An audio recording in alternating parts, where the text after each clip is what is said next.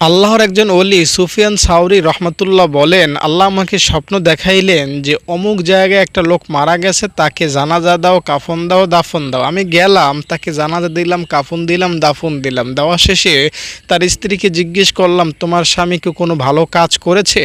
সেই স্ত্রী বলল, না, আমার স্বামী তো সাধারণ মানুষের মতোই ছিল, কোনো ভালো কাজ আমার চোখে পড়ে না। তবে আমি দেখতাম আমার স্বামী সময় পেলেই কোরআন পড়তে জানতো না, কিন্তু কোরআনকে মহাব্বত করত, বুকে নিত, মাথায় নিত, চুমু খেত।